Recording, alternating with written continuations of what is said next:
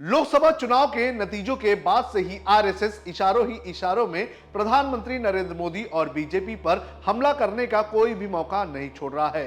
कुछ दिनों पहले नॉन बायोलॉजिकल वाले बयान पर सरसंघचालक मोहन भागवत ने कटाक्ष किया था और अब खुद को भगवान बताने वाले बयान को लेकर भी मोहन भागवत ने एक बयान दिया है। क्या है मोहन भागवत का यह बयान और क्या है इस बयान के मायने, आपको इस वीडियो में बताएंगे। नमस्कार, आप देख रहे हैं लोकमत हिंदी और मेरा नाम है सोनू कनौजिया।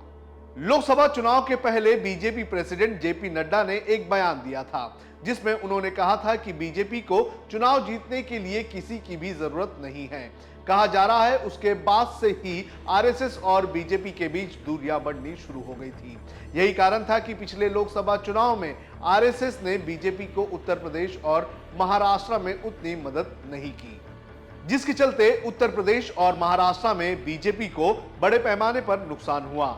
जो बीजेपी 400 पार के आंकड़े की बात कर रही थी, वो बीजेपी मेजोरिटी के आंकड़े से भी वंचित रह गई, जिसके बाद आरएसएस ने चुनाव में बीजेपी को मदद नहीं की, ये जगजाहिर हो गया। नतीजों के बाद खुद आरएसएस ने अपने बयानों के जरिए बीजेपी को लताड़ने का काम किया था। ताजे बयान की अगर बात करें तो मोहन भागवत ने यह बयान पुणे में एक कार्यक्रम के दौरान दिया है। हालांकि उन्होंने किसी का नाम नहीं लिया है, लेकिन राजनीतिक हलकों में इसे मोदी पर निशाना कहा जा रहा है। भागवत ने कहा कि हमें अपने जीवन में जितना संभव हो उतना अच्छा काम करने का प्रयास करना चाहिए। कोई ये नहीं कह रहा है कि हमें चमकना नहीं चाहिए या अलग नहीं दिखना चाहिए। कार्य के माध्यम से हर कोई श्रद्धेय बन सकता है, लेकिन हम उस स्तर तक पहुंचे हैं या नहीं, इसका निरादरण दूसरे द्वारा किया जाना चाहिए, खुद नहीं। भागवत ने आगे कहा कि हमें यह घोषणा नहीं करनी चाहिए कि हम भगवान बन गए हैं। आरएसएस प्रमुख ने मणिपुर के हालातों का भी जिक्र करते हुए चिंता जताई। भागवत ने इस बात पर जोर दिया कि संघ के स्वयंसेवक ना तो मणिपुर छोड़ चुके हैं और ना ही बेकार बैठे हैं। इसके बजाय वे सामान्य स्थिति बहाल करने के लिए दोनों समूहों के बीच तनाव कम करने और राष्ट्रीय एकता की भावना को बढ़ावा देने के लिए सक्रिय रूप से काम कर रहे हैं। उन्होंने कहा कि वहां सुरक्षा की कोई गारंटी नहीं है। स्थानीय लोग अपनी सुरक्षा को लेकर आशंकित हैं। जो लोग बिजनेस या सामाजिक काम से वहां गए हुए हैं, उनके लिए स्थिति और भी चुनौतीपूर्ण है। लेकिन ऐसी परिस्थितियों में भी आरएसएस के स्वयंसेवक मजबूती से तैनात हैं, दोनों गुटों की सेवा कर रहे हैं और स्थिति को शांत करने की पूरी कोशिश कर रहे हैं।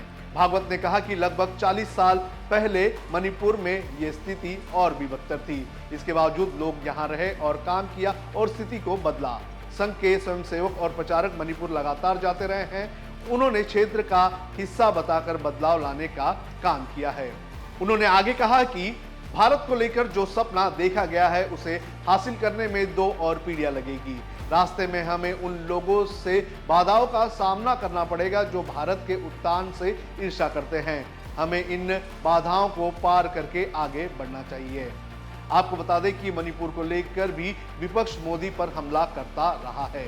दरअसल मणिपुर में जब से हिंसा हुई है, तब से एक बार भी प्रधानमंत्री नरेंद्र मोदी मणिपुर नहीं गए हैं। विपक्ष ने ये कहकर भी मोदी सरकार पर कटाक्ष करने का काम किया है कि मोदी ने रूस और यूक्रेन की वॉर रुकवाने की बात कही, लेकिन वो मणिपुर नहीं जा सकते हैं। तो मोहन भागवत के इन बयानों को लेकर राजनीतिक हलकों में कई सारे मायने निकाले जा रहे हैं। आपको क्या लगता है कि क्या मोहन भागवत का ये बयान सीधे सीधे प्रधानमंत्री नरेंद्र मोदी पर हमला था या मोहन भागवत इन जनरल ये बात कह रहे थे? आप कमेंट करके हमें जरूर बताएं।